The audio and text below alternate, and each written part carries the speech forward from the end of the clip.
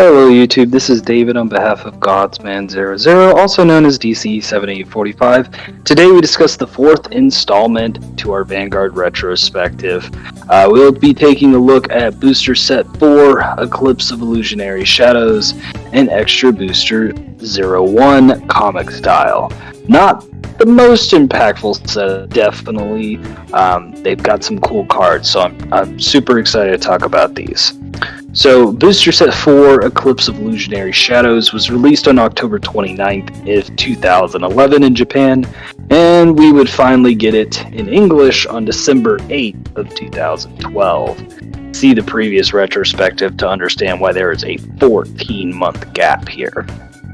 With 80 different cards, this set would support the following 6 clans: Royal Paladin, Kaiguro, Nova Grappler, Mega Colony, Dimensional Police, and the incredibly hyped Shadow Paladins. Shadow Paladins overwhelmingly make up the majority of this set, 22 total cards, 23 in English, much like Dark Irregular did in the previous set. Dimensional Police took up the second most amount of cards with 18 cards, which completed the clan in addition to the 4 cards they got in set 3. Mega Colony would get 16 new cards, 17 in English, to complete the clan in addition to the 8 cards they got across the first 2 core sets. Kaiguro and Nova Grappler would each get 10 new cards, and lastly, the Never Left Out Royals would get 4 new cards, their smallest wave of support in the first year of the game. Very appropriately, the cover of this set featured Ren and his Shadow Paladins. This was the first core set to not support Oracle Think Tank, and it would be the only core set to do so in the first year of Vanguard. This was also the first set that didn't include any unfinished clans.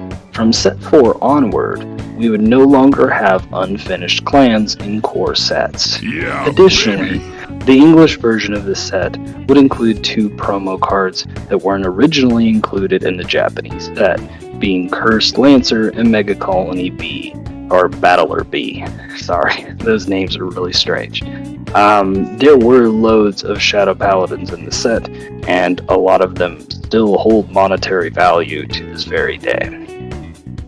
Extra Booster 1 comic style was the first ever Extra Booster released in Cardfight Vanguard in Japan. The first 3 Extra Boosters for English were strangely reorganized. The first one we got was Extra Booster 3, and then we got 2, and then we got 1 in English. And that's just due to the set reordering.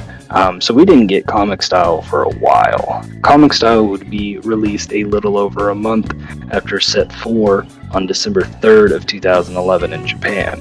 But we would not get this until March 2013 in English, 16 months later.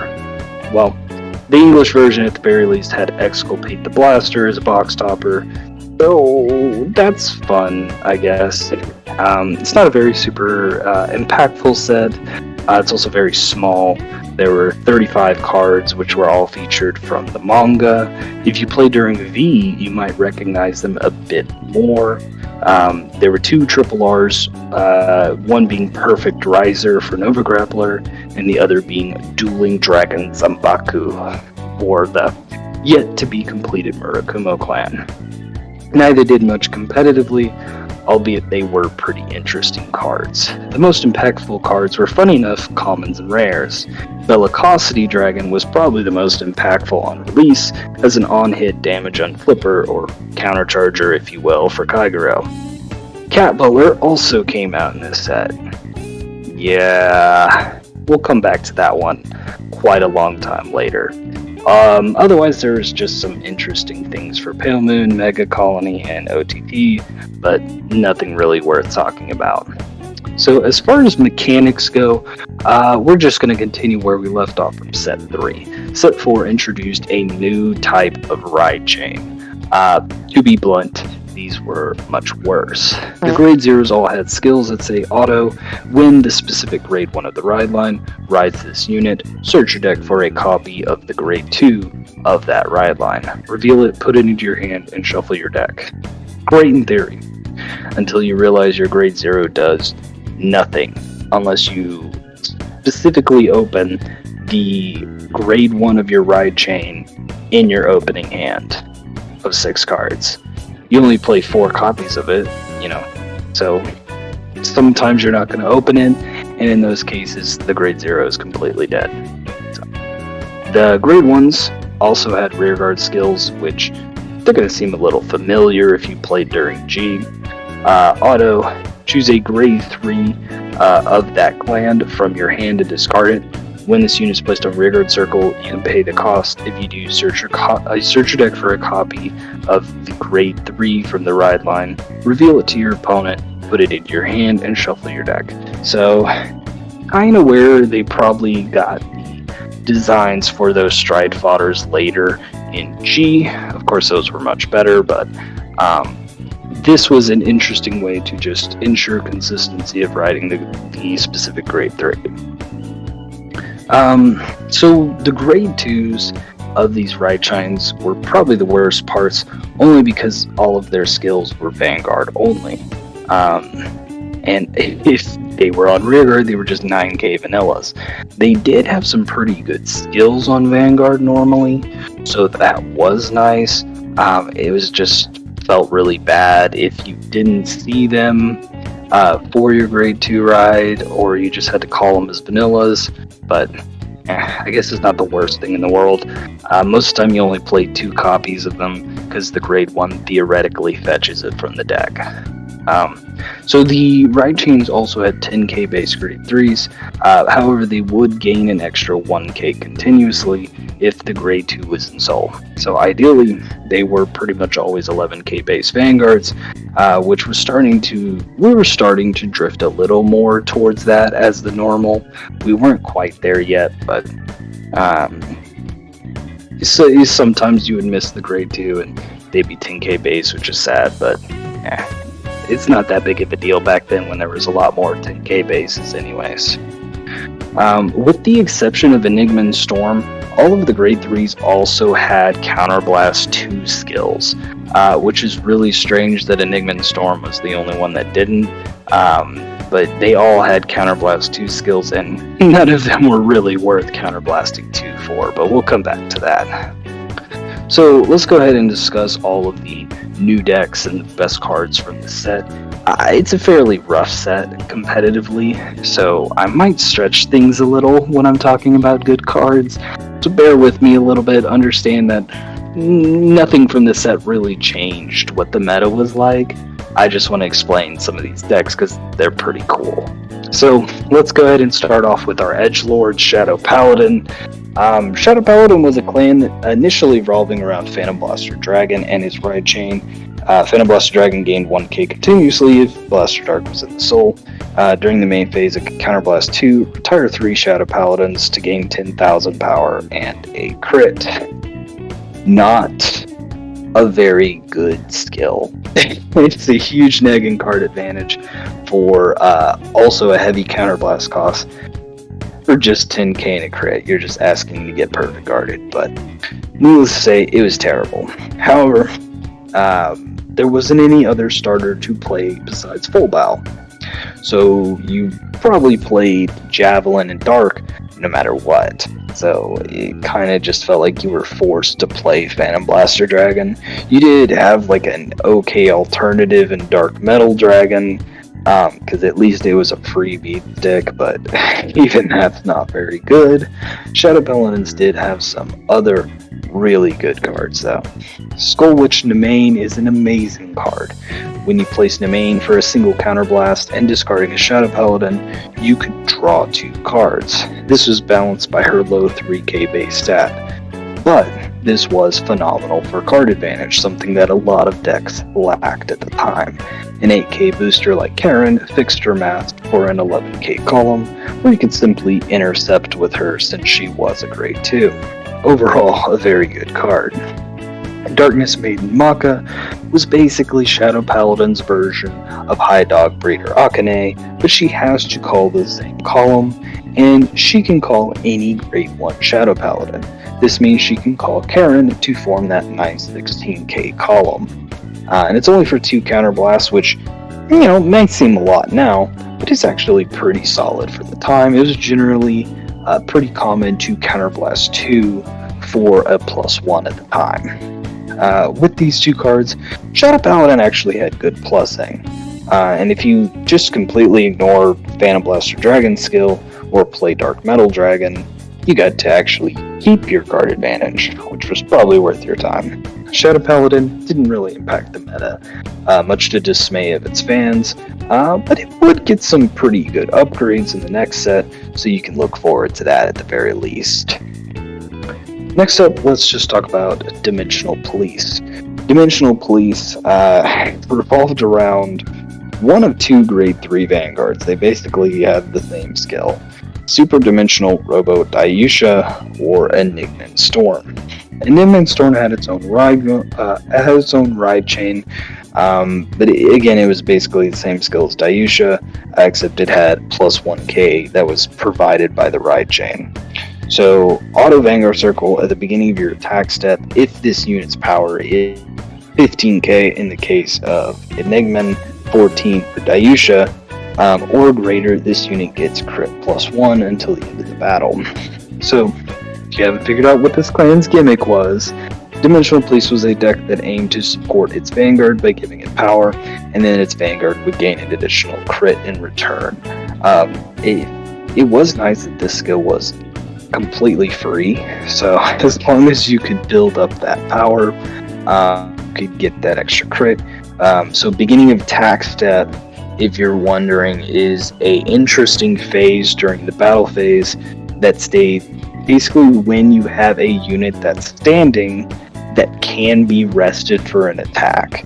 So if all your units are rested, you're not entering beginning of attack step. If you have one unit that's standing, then you're technically entering beginning of attack step. So that's before boost, or before boost can be applied. So yeah, it's a little weird. It's also, you're not going to get it if you drive check mid-battle phase and hit the threshold. You literally have to hit the threshold before you declare an attack. Okay, so that's it for the brief explanation there.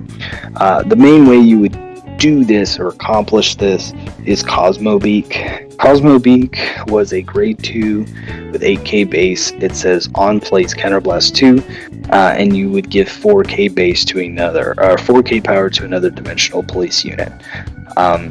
Not super, 8k base really sucks, but being able to just give 4k to turn on either Storm or Dayusha immediately is pretty useful.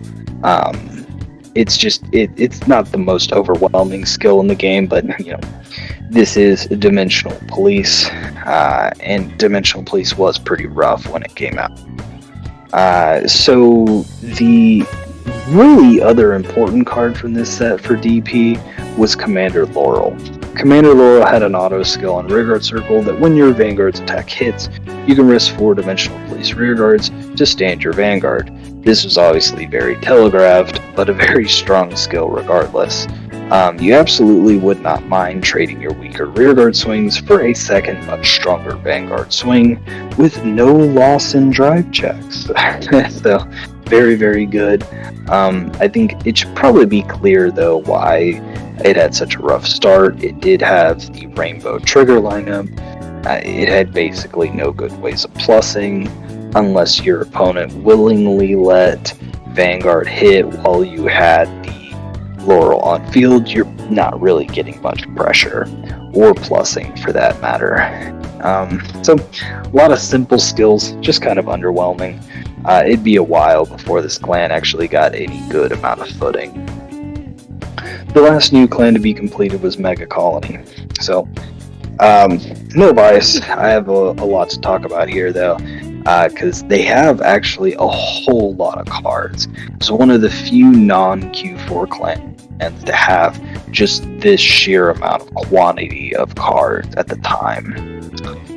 It was probably the best new completed clan, and that's really just shows like how much quantity helped this deck. So you actually had a lot more ways than just one to make this deck. So briefly, I just want to mention an unofficial term called Paralyze. When I say Paralyze, I'm referring to an effect that causes an opponent's rearguard, or eventually Vanguard. Don't worry about that for this time. For now, it's just rearguards, to be unable to stand during the next stand phase. This is a common skill for many Mega Colony cards. Giraffa was the ride chain introduced in set 4. Its Grain 2 was probably the best part about it. Elite Mutant Giraffa had a skill on Vanguard Circle that states when its attack hits, you can paralyze one of your opponent's rearguards. This is the only counterblast-free paralyze this clan has access to at the moment. The Grade 3 Giraffa, not so good. Evil Armor General Giraffa states that when his attack hits, no idea why this is a attack hit skill, you can counterblast 2, retire 2 Mega Colony rearguards to choose and retire 2 of your opponent's Grade 1 rearguards. That's pretty terrible. A, they can play around it, and B, it has to hit for some reason. Luckily, Mega Colony had other options at Grade 3. A 2-pair combo that I like is Death Warden, Antlion, and Master Fraud. So Death Warden Antlion was the ultimate blast. Its soul charges every turn. You don't actually care about its ultimate blast. You just wanted to fill soul for Master Fraud. Master Fraud is a 10k base grade 3 that when his attack hits on Van or Rearguard, you can Soul Blast 3 to draw a card. So he worked as a rearguard attacker, which was nice. But he also gains an extra 3k when he attacks on Vanguard Circle. So he's just a good card overall. Another option that deck had was Hell Spider, which had a skill on place on Vanguard Circle or Rearguard Circle. You can counterblast 2 to paralyze. Pricey cost for a paralyze, but if it saved you from needing to guard an attack, or force your opponent to call over a rearguard, technically it's a strange way of plussing. That's just kind of how Mega Colony works, though. Hell Spider and Fraud also both gained 3k when they were on Vanguard Circle. So these grade 3 units, kind of paired well together to make a fairly defensive deck. Again, plussing was really limited, so a card like Master Fraud is actually kind of good. Especially since it didn't use Counterblast. That was really nice. Mega Colony Battler B would be another Paralyze for the deck. It was much cheaper. It was a 6k base grade 1. When a attack that it boosts hits, you can Counterblast 1, and you could paralyze one of your opponent's units. It was very, very cheap for, or rearguards I should say. It was very cheap for the time period. As far as Paralyze goes. So that was nice.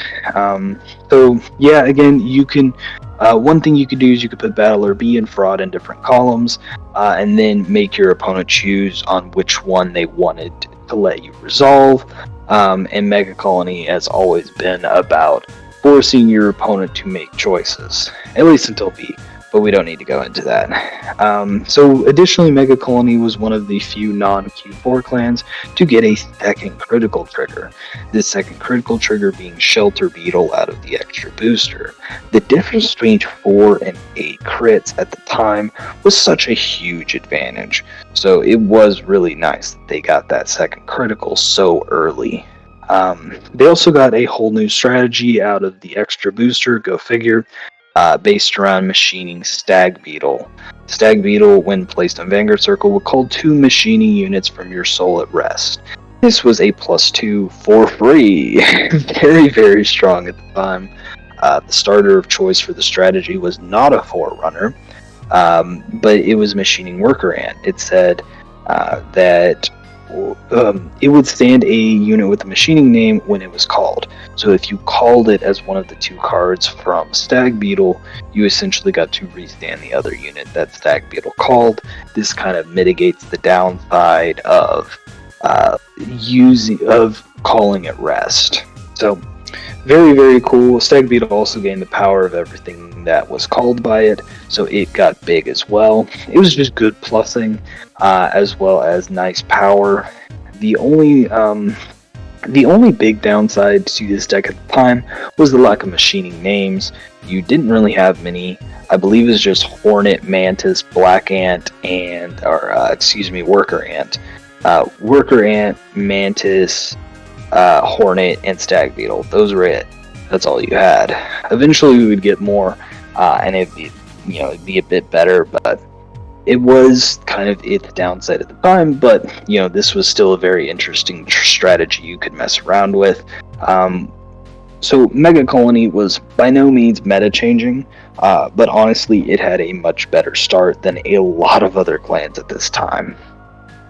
Kaido would see a ride chain of its own, the Amber Dragons. I know a few people that are very big fans of this archetype, but to put it mildly, they were awful, and that's mild. Amber Dragon Eclipse had a Counterblast 2 to gain an on-hit skill that retired 2 rear guards. Why you had to Counterblast 2 to gain an on-hit skill is beyond me. But, I guess retiring 2 rear guards was too strong.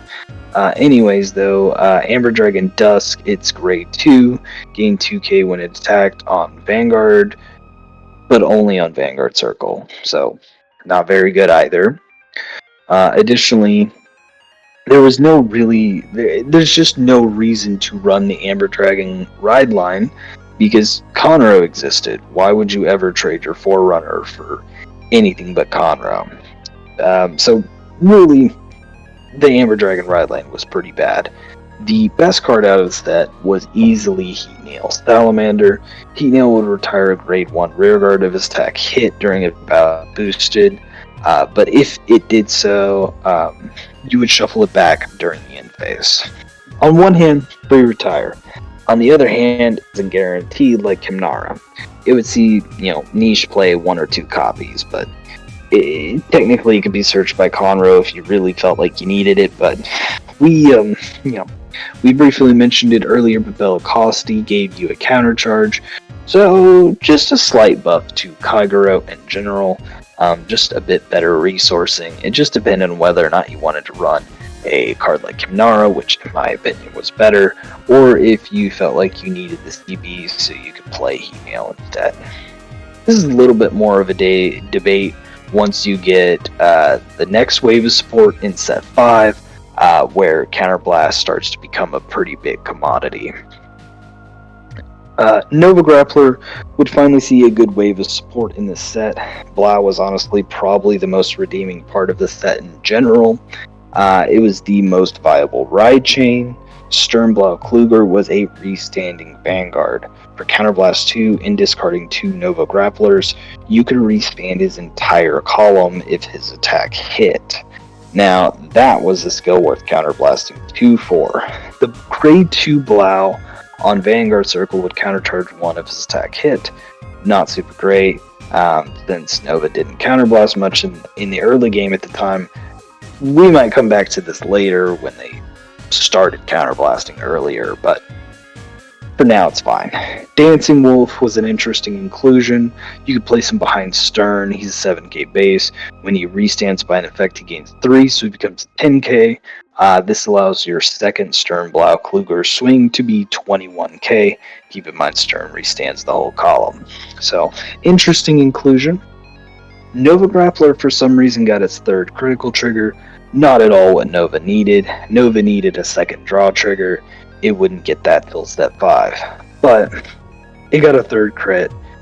It wouldn't play it. It needed draws so badly because it just didn't have the card advantage to really keep up at the time. So Blau was definitely the most viable strategy for Novus right out the gate. A restanding Vanguard was very, very strong. Even if it had to hit, it basically forced your opponent to guard it every single turn. Which, if you know anything about Vanguard, that's not always going to be likely.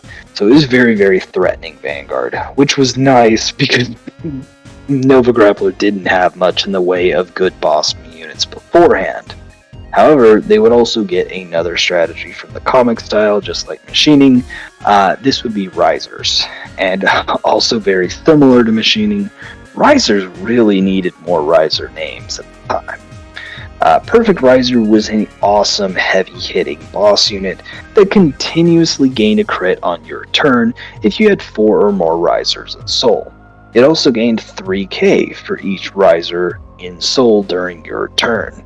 Then, when placed on Vanguard Circle, he would move all Riser named units on Rearguard Circle into Soul to fuel this. So ideally, you have Battle Riser as your starter, it calls itself out. You call one of the new Risers, like, I think their names were, I'm sorry, I'm trying to remember what their names were. I think it's like high-powered custom Riser, I think is its name. I can't remember them very well, I'm going to be honest with you. They got 2 different Risers from the extra booster set. They would both gain power if they are in the same column as Battle Riser. That was to incentivize the fact you could swing without a boost to keep your Battle Riser on the field. And then when you ride up into Perfect Riser, you just shove them all into Soul. And then, hopefully your Perfect Riser is huge. Again, it's kind of coming back to this idea of, like, you've got to see almost all your Risers to get this going. And you don't have very many of them. We will get more Risers in the future, and this will become quite a bit better. But for now, it's just there's not enough Risers for this to work. So, Cat Butler came out in comic style, right? I think I just need to bring this up right now. It was a janky card. It was a grade 0. On Rearguard Circle, could retire itself to restand your grade 2 Vanguard if its attack did not hit. This was very, very interesting for grade 2s that have on-hit skills, but for the most part, this was just a really strange card that allowed you to restand grade 2s. Not super useful, you would think.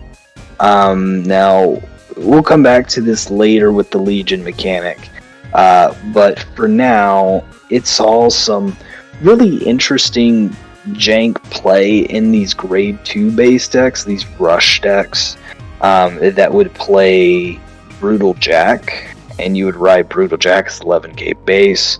It gained a bunch of power if it was boosted, and if the attack didn't hit, you got to, restand it, get another drive check, so it was kind of cool in those decks, but those were all very, very rogue and very niche, so we'll come back to Cat Butler much later. Royals, last on the list, got 4 cards. This was my ace unit's Garmor. My ace unit Garmor's entrance into the game as Fang of Light Garmor.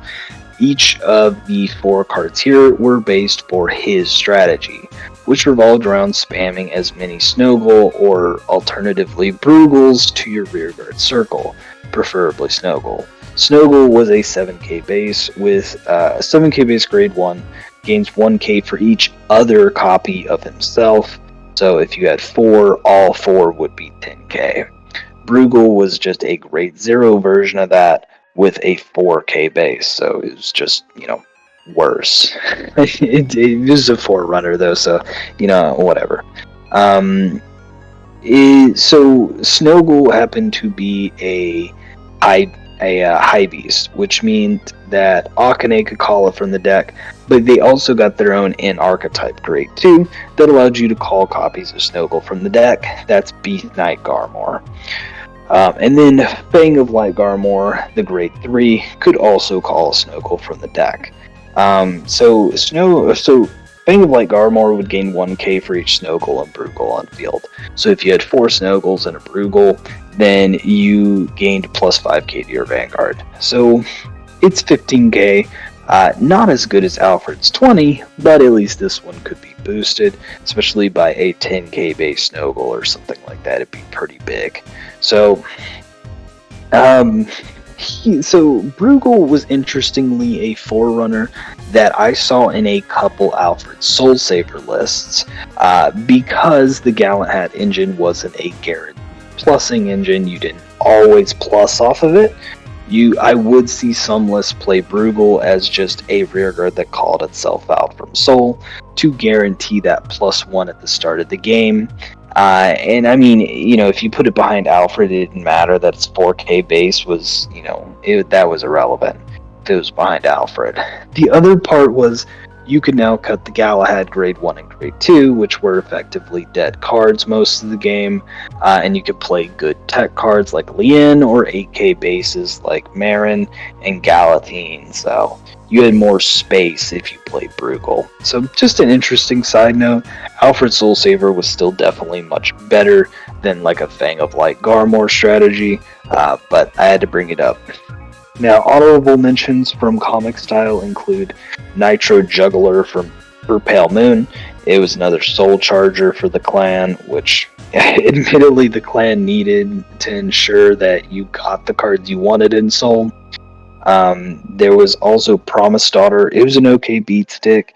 You could have seen some niche play in Scarlet Witch decks, could build bigger hands. And lastly, Tachikaze got a grade 3 called Savage King, which, funny enough, for a 9k base grade 3, it wasn't terrible just because it provided you more ways to retire, something the clan actually strangely lacked at the time. So, as far as the best decks from this format, the top decks really didn't change much. Alfred Soulsaver, Goku Overlord, and Tsukiyomi would still remain the top decks of this format. And really, the builds didn't change much. Cairo got some techs, Royals got some techs, OTT wasn't even supported. So, they were just, they plussed a lot more. They had a lot more power. They kind of just did everything better. A lot of the new decks were cool, like Blouse and Mega were really cool decks, right? But they just weren't at the same level. Not yet. It'd be quite a while. We have a much more impactful meta set in set 5, so you can look forward to that. So, just concluding on Eclipse, Illusionary, Shadows, and comic style, neither of these sets were super impactful. But I had a blast talking about them. They had some really cool cards and some really interesting strategies, some of my favorites. So this is just a rare moment in Vanguard where there wasn't power creep.